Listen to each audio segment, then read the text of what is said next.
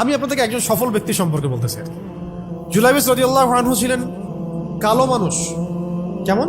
একটু কালো, খুব উচ্চ বংশের না, খুব সুদর্শন না, খুব লম্বা না, খাটো টাইপের মানুষ, একটু বেটে টাইপের মানুষ। টাকা পয়সা একদমই নাই, একদমই টাকা পয়সা নাই, বংশমর্যাদা এইসব দিক থেকে তাকে আন্ডার স্টিমেট করা হয় আর কি। এমনকি ফিজিক্যাল স্ট্রাকচারও তারা আমাদের অনেকের মধ্যে সুদর্শন। তার অবস্থা কেমন? নবী সাল্লাল্লাহু আলাইহি ওয়াসাল্লামের সাহাবীরা অন্য হাদিস থেকে বলেছেন যে নবী সাল্লাল্লাহু আলাইহি ওয়াসাল্লাম মসজিদে যেতেন, মদিনায় মসজিদ নববীতে যেতেন, রাস্তার পাশে তিনি পড়ে থাকতেন।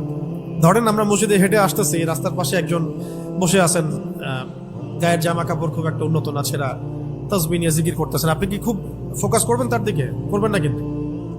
তো মানুষ তার দিকে ফোকাস করে না খুব একটা, যাওয়া আসা করে, সে পড়ে থাকে। কেউ খাবার দিলে খায়, না দিলে খায় না। এইভাবেই তার দিন যাচ্ছে। কোথাকার ঘটনা এটা? মদিনায়, হিজরতের পরের ঘটনা। সাহাবীর নাম জুলাইবিস রাদিয়াল্লাহু আনহু। খুব উচ্চ বংশের না, অর্থবিত্ত নাই। বারবার বলছি, আমি রিপিট করতেছি কেন? বিকজ এটা আপনাদের সাথে অনেক মানে সাইকোলজিক্যালি মিলবে বিষয়টা অনেকের সাথে, এবং এটা আমাদের খুব ভালো করে জানাও দরকার আছে। তো একদিন নবী সাল্লাল্লাহু আলাইহি ওয়াসাল্লাম তাকে বললেন যাওয়ার সময়, হে জুলাইবিস তুমি কি বিয়ে করবা? খুব মজার আলোচনা না এটা আমাদের কাছে, অনেকের কাছেই। হে জুলাইবিস তুমি কি বিয়ে করবা না? প্রশ্নটা এরকম ছিল, হে জুলাইবিস তুমি কি বিয়ে করবা না? তুমি তো আকাশ থেকে পড়লেন, ইয়া রাসূলুল্লাহ আমাকে কে বিয়ে করবে? আমার না আছে চেহারা সুরত, না আছে আমার বংশমর্যাদা, না অর্থবিত্ত, আমি কিভাবে বিয়ে করবো? কে মেয়ে দিবে আমাকে? কে আমাকে মেয়ে দিবে? তো ওদিন নবী সাল্লাল্লাহু আলাইহি ওয়াসাল্লাম চলে গেলেন, কিছু বললেন না। পরের দিন আবার বললেন, ইয়া জুলাইবিস আলা তাতাযাওয়াজ তুমি কি বিয়ে করবা না?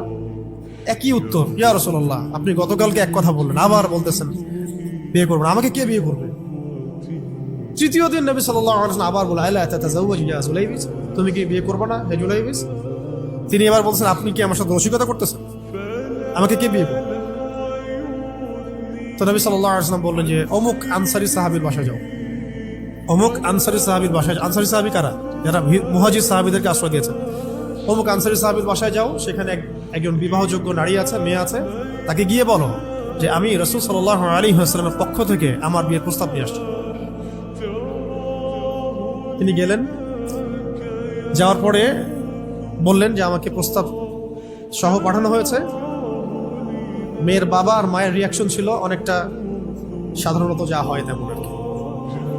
তুমি বিয়ের প্রস্তাব নিয়ে আসছো, তুমি কি খাওয়াবা মেয়েকে? কোথায় রাখবা? তোমার তো নিজের কোনো থাকার জায়গা নাই। প্রশ্নর কিন্তু যুক্তি কি? আমি মেয়ের তো বাবা, আমিও তো এই প্রশ্নই করবো নাকি? প্রশ্ন করবেন না? আপনার মেয়ে থাকলে এভাবে প্রশ্ন করবেন তো আপনি। তারাও সেই প্রশ্ন করলেন, এমনকি এক পর্যায়ে রিফিউজ করে দেওয়া হলো, না এটা পসিবল হবে।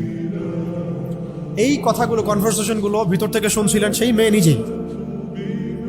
নিজেই, আনসারী সাহাবী, মদিনার আনসারী মেয়েরা কিন্তু অনেক সুদর্শন তৎকালীন সময়ের কাছে, উচ্চ বংশের, সুদর্শন, খুবই ইলেমওয়ালা হতেন তারা, হিপস ক্ষমতা খুব থাকতো, খুবই জজবাওয়ালা, মানে জিহাদের মাঠে একদম যুদ্ধ করেছেন তারা, একদম নবী সাল্লাল্লাহু আলাইহি ওয়াসাল্লামের আশেপাশে ছিলেন।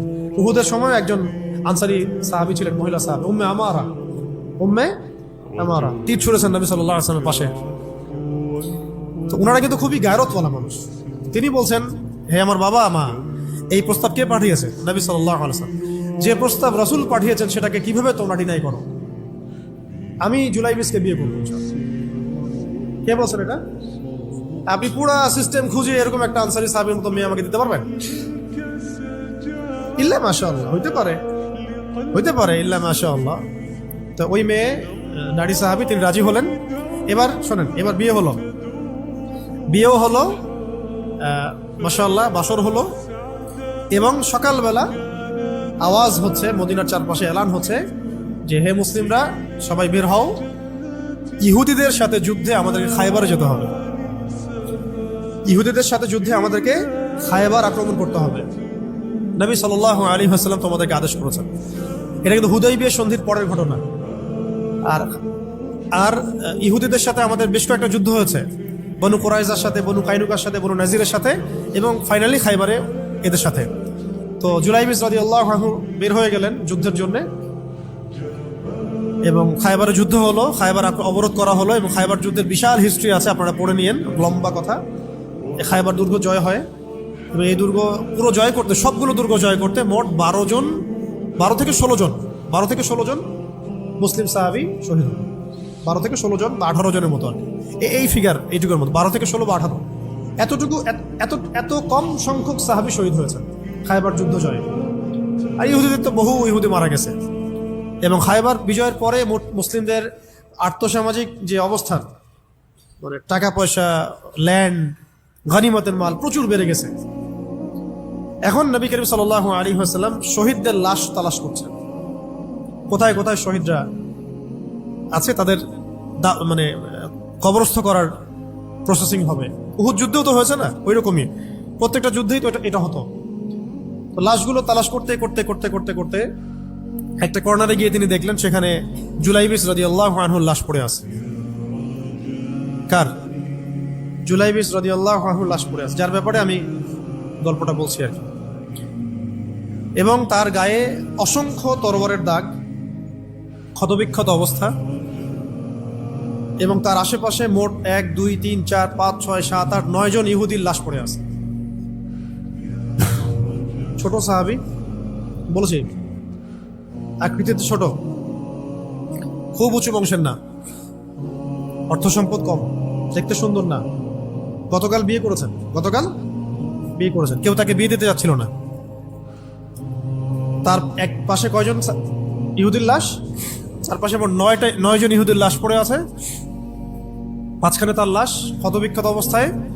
এই অংশটুকু আপনারা পড়ে নিয়েন, পড়লে আরো ভালো ফিল করবেন, একা একা পড়লে আরো ভালো ফিল করবেন। নবী সাল্লাল্লাহু আলাইহি ওয়াসাল্লাম নিজে তার কাছে গেলেন। হাদিসের মধ্যে আসছে, সিরাতের কিতাবের মধ্যে আসছে, নবী সাল্লাল্লাহু আলাইহি ওয়াসাল্লাম নিজে তার কাছে গেলেন। যাওয়ার পরে তার যে মাথা, সেই মাথার পাশে নবী সাল্লাল্লাহু আলাইহি ওয়াসাল্লাম বসলেন। বসার পরে নিজের হাতে জুলাইবিস রাদিয়াল্লাহু আনহুর চেহারা থেকে এরকম করে ধুলাবালিগুলো সরানো, নবী সাল্লাল্লাহু আলাইহি ওয়াসাল্লাম তার গা থেকে রক্তগুলো আমাদের নবী সাল্লাল্লাহু আলাইহি ওয়াসাল্লাম মুছলেন, আদর করলেন, চুলগুলো ঝাড়লেন।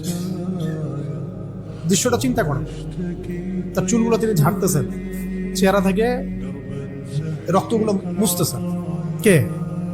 নবী সাল্লাল্লাহু আলাইহি ওয়াসাল্লাম তার চেহারা ধুলাবালিগুলো মুছতেছেন। নিজের এই পায়ের মধ্যে, উরুর মধ্যে তার মাথাটাকে নিয়ে এসে রাখলেন নবী সাল্লাল্লাহু আলাইহি ওয়াসাল্লাম। রাখার পর এভাবে আদর করতেছেন। আর এরপর উপরের দিকে তাকালেন, তার জন্য তো দোয়া করলেন, উপরের দিকে তাকালেন, তাকে চোখ নামাই নিলেন। সাহাবা একরাম তো আশেপাশে আছেন অনেকেই, বললেন যে ইয়া রাসূলুল্লাহ, আপনি এমনটা কেন করলেন, চোখ নামাই নিলেন কেন? তখন তিনি বললেন যে আমি দেখলাম যে জান্নাতের হুরদের মধ্যে অসংখ্য হুর ছুটে আসতেছে, কে জুলাইবিসকে আগে বরণ করবে তার জন্য।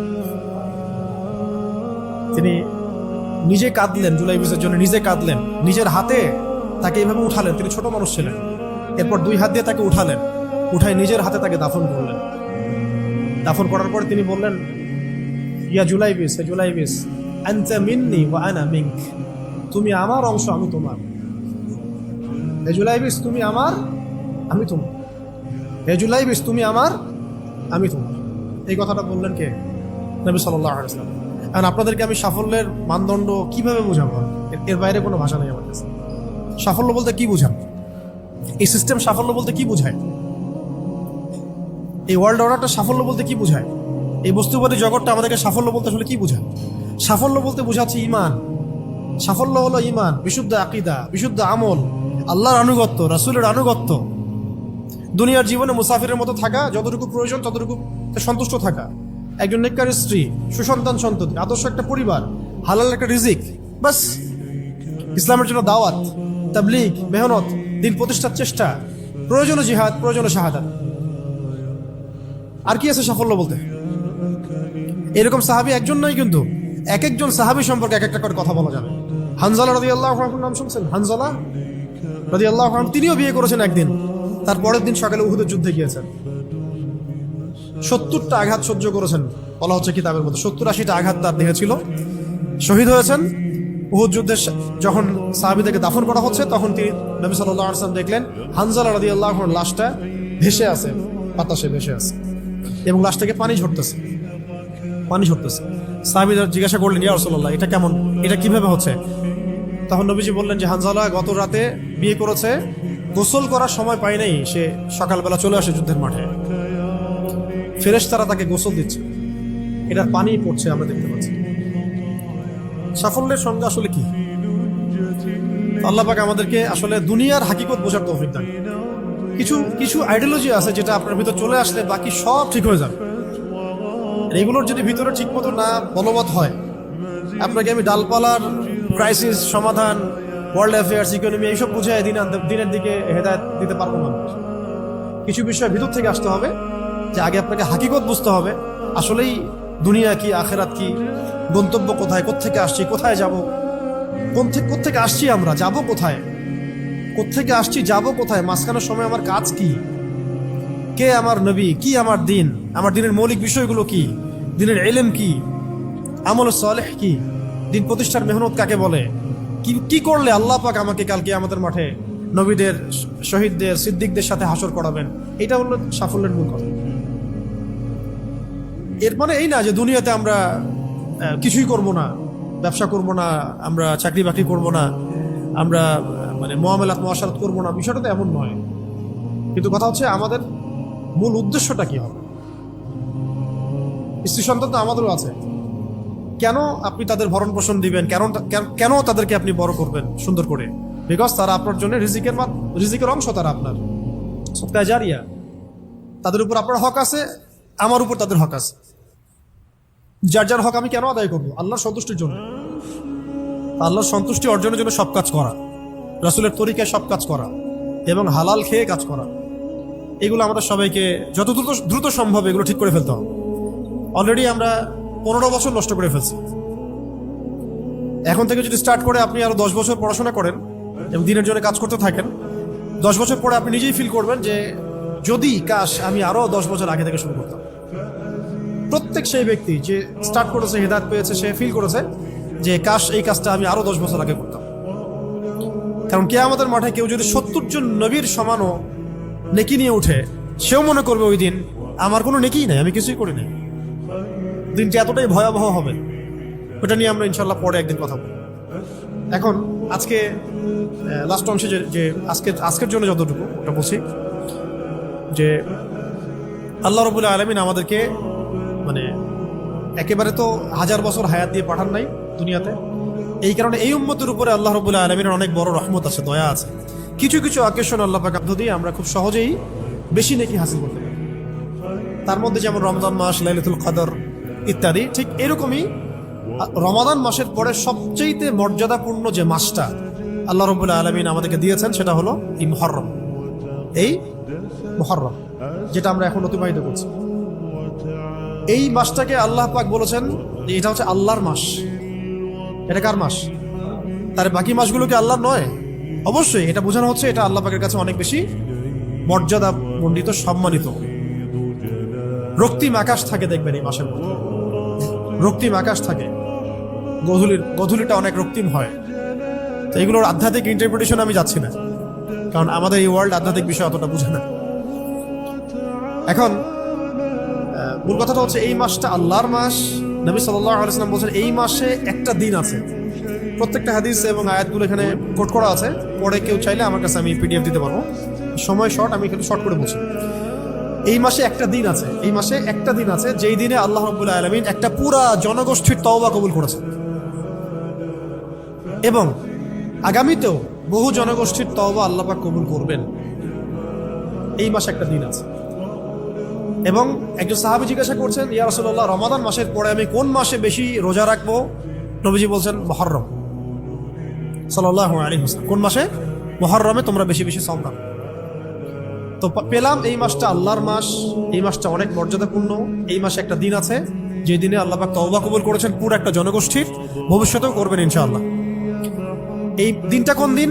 অন্য হাদিসে পাওয়া যাচ্ছে এই দিনটা হচ্ছে ইয়ামুল আশুরা, 10ম দিন, যেটা আজকে আমরা অতিবাহিত করলাম।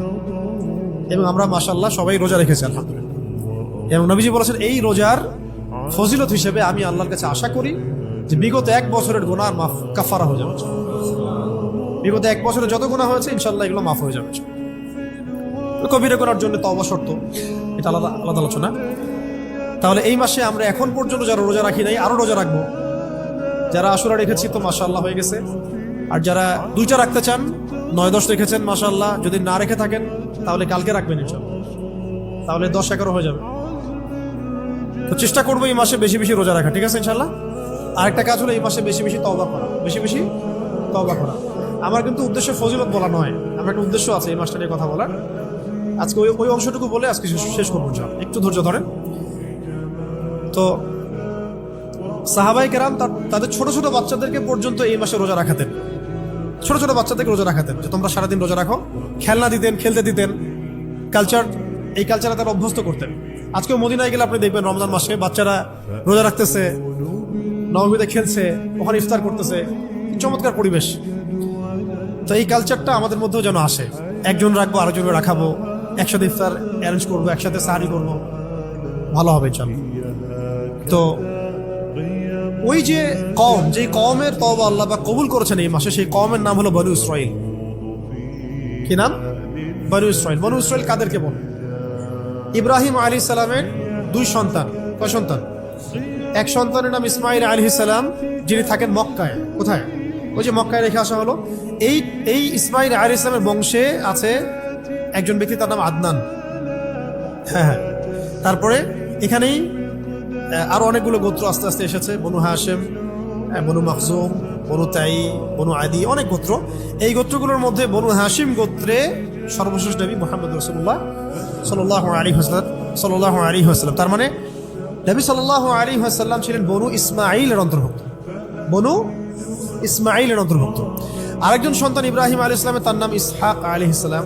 তিনি থাকেন শামে। শাম মানে শুধু সিরিয়া না, শাম মানে ফিলিস্তিন, লেবানন, জর্ডান, সিরিয়া সব একসাথে শাম আর কি।